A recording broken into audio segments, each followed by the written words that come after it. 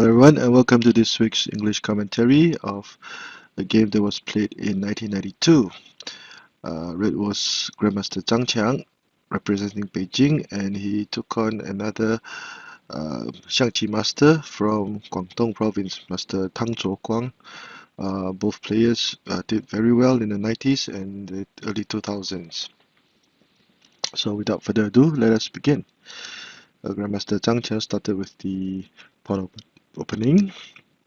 Black countered with the thundering cannon. c2 equals to 5, e3 plus 5, the right elephant variation. And black started his attack immediately. Black ignored. Red played h8 plus 9. And instead of playing r9 plus 1, as commonly seen now, Black chose to develop his chariot, his horse, as an EI horse. Now this was 1992 when the pawn versus thundering cannon opening system was still in its infant stages. It was quite a new opening at the time, and people were still trying to figure out the temperament or how this opening system could be played. So this is one of the older ways of playing the position for black. Now, the reason for developing the horse in this manner was to provide coverage for the pawn, because the horse could play e4 plus 3 later on, and it will also offer protection for the central pawn. Now nowadays, r9 plus 1 to develop the chariot across the palace is more commonly seen, and this would allow for balanced development of the pieces, and black would still have a very playable game. Now red continued with r9 equals to 8, a4 plus 5, and because of this situation, black's left flank was relatively undeveloped, and both chariots have not been moved by the 6th ply. Red continued with c8 equals to 6 for the 5-6 cannons, r4 plus 3, and black captured the central pawn. Now black continued to attack with his horse.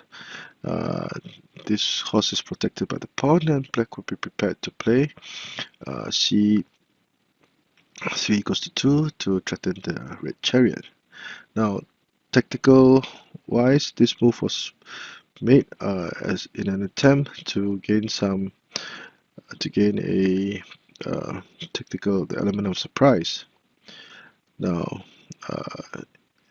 at this point in time, it's more common to play p3 equals to 2, and black would play e7 plus 5, and black would develop the other horse, offering a trade of cannons and threatening the central cannon at the same time.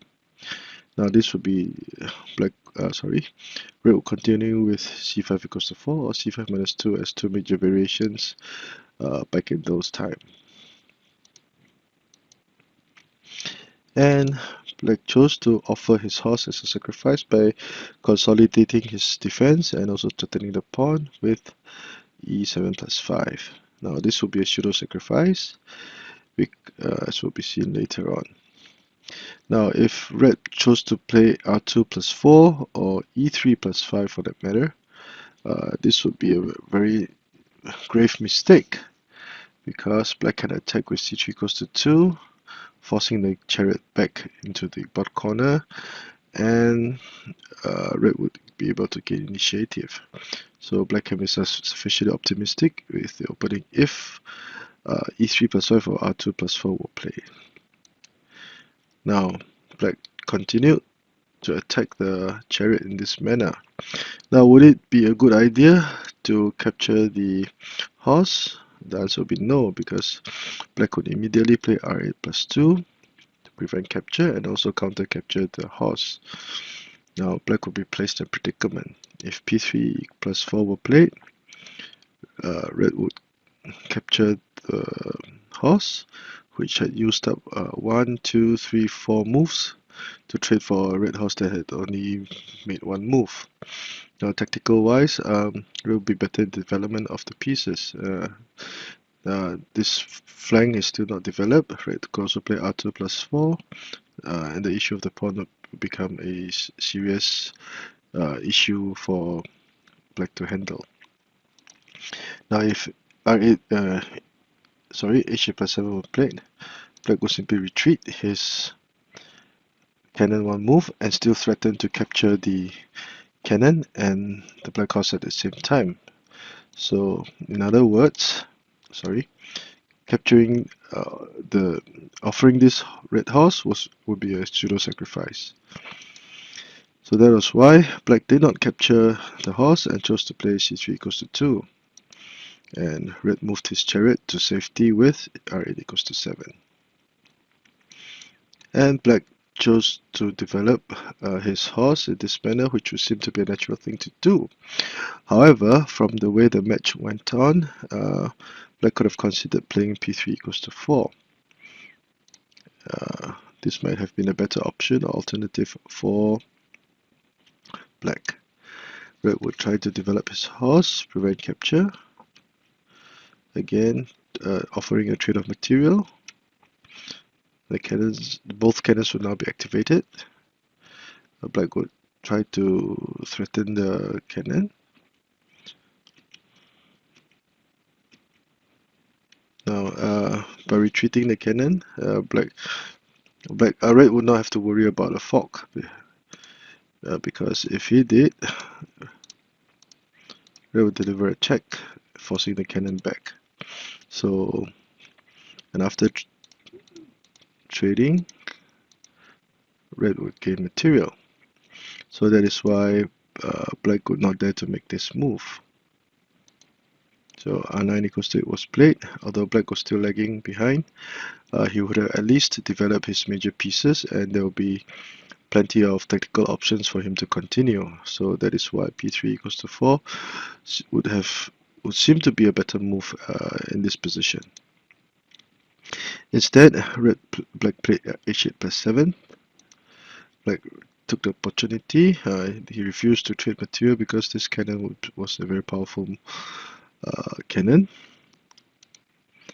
And black continued to move his horse to prevent capture, as now his cannons will be linked again.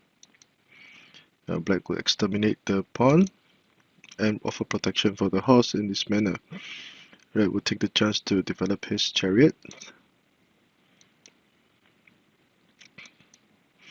Again, if the elephant moved, the horse would be lost, so that is why red chose to play this move. And finally, black was forced to trade his horse for the red horse.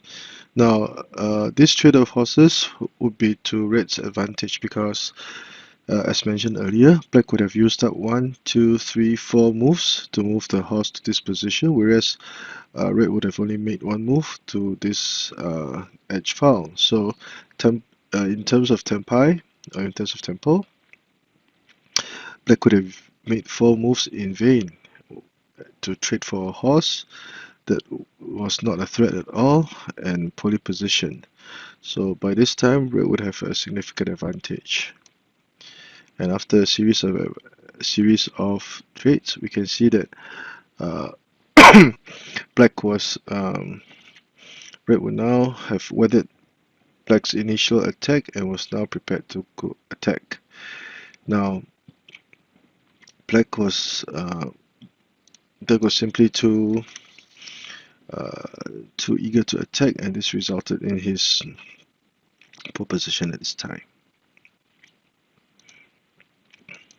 H5 plus 6 to threaten the red horse, and red countered very niftily by retreating his horse, thus guarding these 2 intersections for any possible further development of the black horse. Now, this is a very alert play by red, and again, black's attack or plans of attacking would suddenly be halted. Now, black moved the cannon so that he could develop his chariot later on, or be prepared to move this cannon also. Now red would threaten the black horse, forcing the horse back. Again, black would be losing tempo, and red would move his horse back again to protect the pawn. Now, as can be seen, black would waste another move of moving the cannon over here, followed by moving the cannon back over here. So black would be losing more and more tempo. Red consolidates its defense, and black tried to gain some pawn advantage by capturing the pawn. Now this would be another questionable move.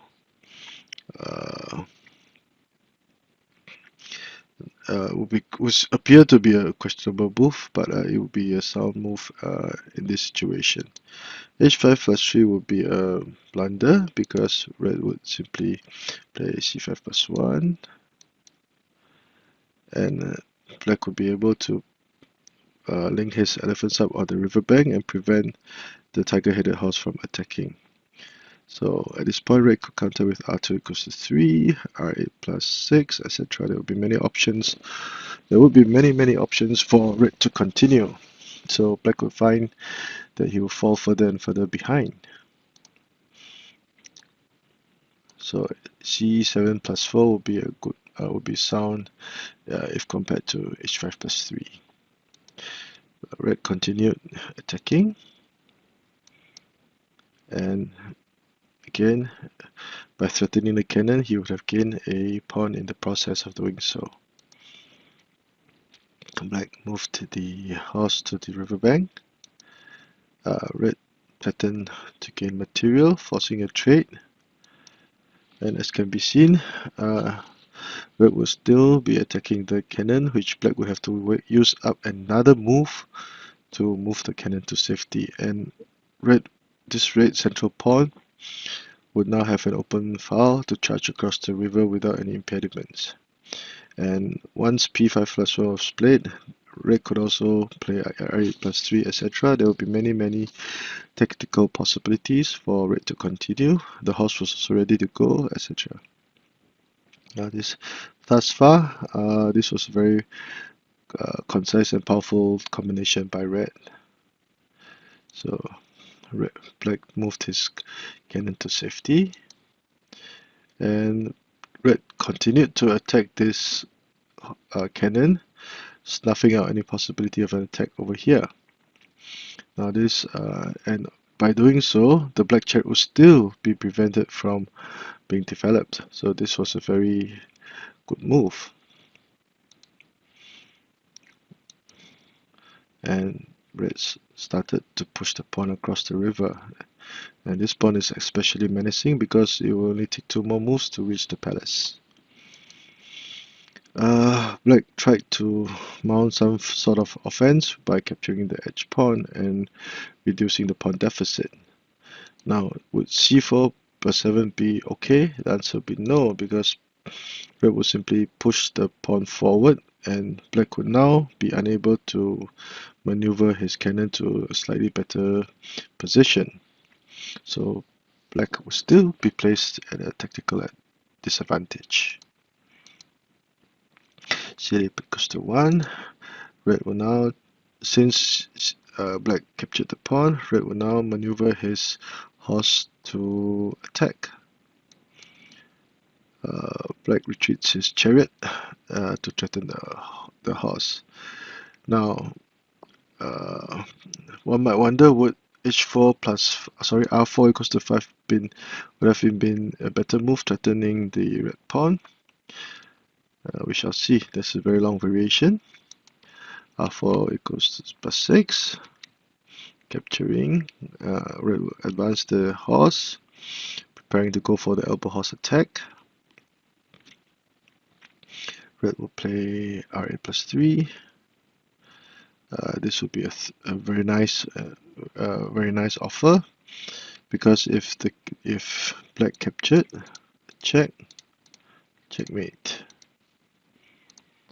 So that was why red would not dare to capture the red chariot. Instead, he retreat. But upon doing so, the black chariot would be forced into an even more precarious position. It will be more and more closed. So black would try to adopt the ramhorn horses formation for defense. Now c1 plus 2 would not be a good idea because red could simply play r2 equals to 3, and again this cannon would not have any place to move, and neither could black develop this chariot. So c6 goes to 7, threatening to gain material. A check. And red will now threaten to go for the iron bolt checkmate. Black tries to move the cannon to the central file in anticipation. Red would have nothing of it, and black will be forced to move the king. Again, an intermediate move, threatening the black chariot. And red would actually go for a brilliant sacrifice. This is a very brilliant sacrifice because let's say if black captured, check. If the cannon moved, check, checkmate. Now, check. Let's say if check, if black retreated the advisor, check, checkmate. So either way, black will be in all sorts of trouble. So red would have a powerful attack going on after this brilliant offer of offer of the horse. Okay. So r4 equals to 5 would not be a good idea because red would have other plans or options to carry out his attack. And that was why black played r4 minus 1. Red took the opportunity to move his horse across the river, being protected by the pawn. Finally, at the 27th ply, was black's other chariot activated, threatening to capture the cannon. Again, red is prepared to go for the elbow horse. Black defense. And sorry, black continues red continued his defense with this move. This would create some space. The main idea behind this move was to allow for the red cannon to move to this flank for attack if need be. And as can be seen, black's material were placed in a very undesirable position. So black's entire position would be constrained, and red could take his time to slowly attack. And 9 goes to 7. A check, forcing the king out. Another check, and black can only defend in this manner. Red will move his chariot out of harm's way and capturing a pawn in the process. Red will still have a significant pawn advantage. As can be seen, now red will be 2 pawns up, and red will be slowly building up his advantage. R7 equals to 6, preparing to sacrifice the chariot if need be. And black was prepared to storm the central file by playing this chariot. Black tries to defend against the cannon. Tries to protect the advisor, and more importantly, to sandwich the red horse and thus limit its mobility. Black threatens to capture the chariot because the red chariot cannot move, or this would be a check. And black was forced to trade his chariot for the red cannon. So would r6 minus 2 have been a possibility? The answer would be no, because red will now simply charge the pawn forward, and red will be assured of victory at this point in time, because after capturing this chariot would be threatening to capture the central pawn, and all hell would break loose. So red could be assured of victory. There are many other possibilities, of course. R6+2, and well, black tries to find some compensation, but red will continue attacking with his pawn, charging forward bravely, fearlessly. A check, another check to buy some time. Finally, black captures the pawn, and this will be in effect red's pawn trading for 2 elephants, and material wise red would have made even more gains, and to ensure victory there was still this pawn over here. So now red's main strategy was to try to simplify the situation to his advantage, and red did so by offering material as a sacrifice, because by playing h7+5 he could threaten to check, forcing the king up, and once the king was in a very precarious position, there will be many options for red to continue to attack. And with h7+5, this would be in effect a trade of material and not a sacrifice, because the red chariot will capture this cannon, and as can be seen in the process of doing so, after just a few plies, red's material would have greatly decreased. And red will still be threatening to checkmate with r1+5 for the white-faced general checkmate. Now the cannon cannot capture, or this chariot will now threaten to checkmate. So that is why black is forced to the 6 file.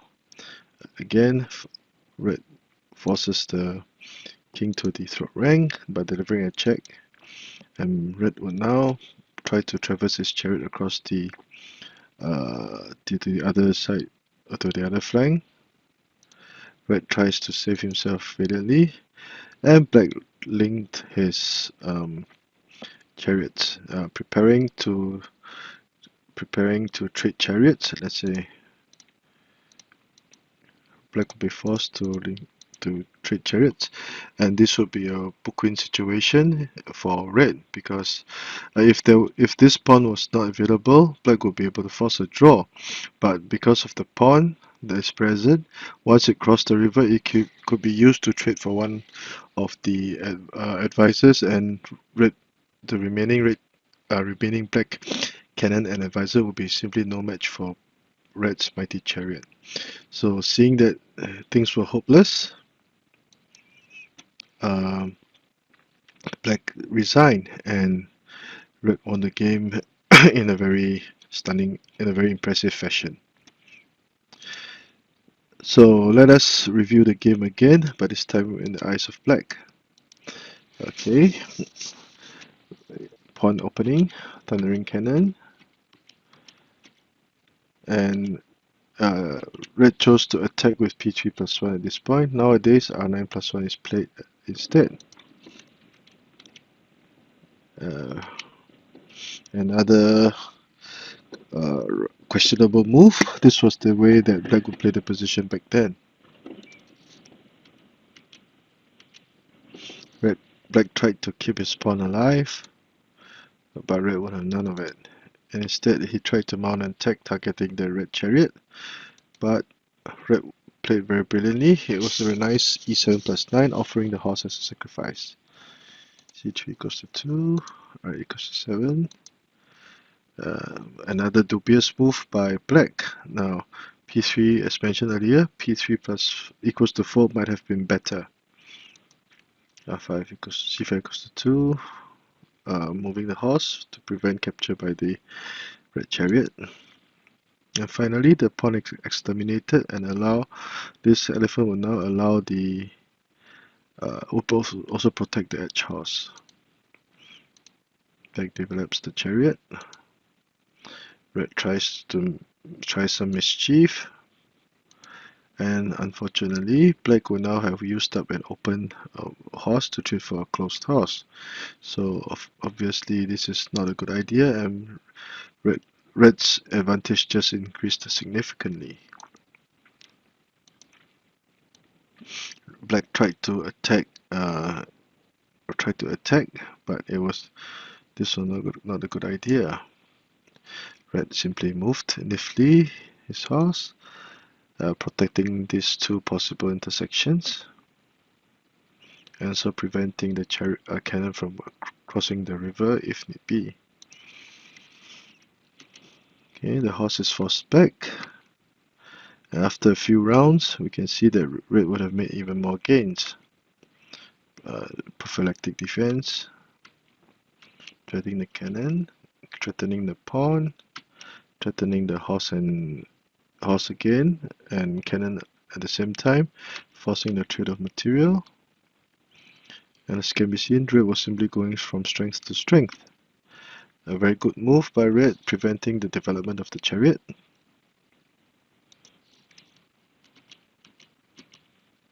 And red started to attack with his red horse. Now black tried to play r4-1. But as can be seen, red pieces were all over the place. A good move.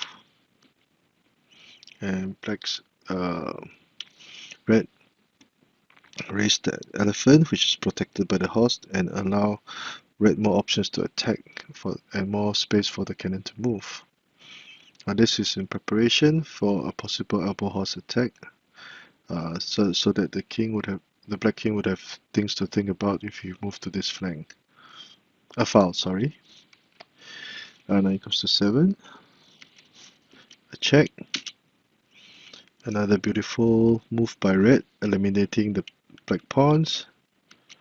And now red will also command a significant pawn advantage.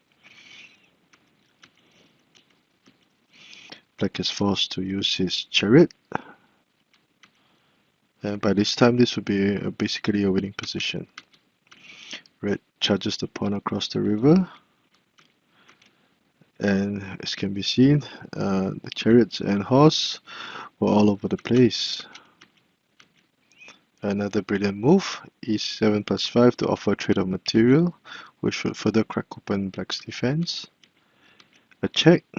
Again, if the beginners did not understand, the cannon cannot capture the chariot, or this chariot will be delivering a check. And red will link the chariots up to force a trade of chariots. And because of the pawn here, this will be a winning situation for black. I hope you have enjoyed this very exciting game. If you like the work that I've been doing, please subscribe to my channel and give this video a thumbs up. Thank you.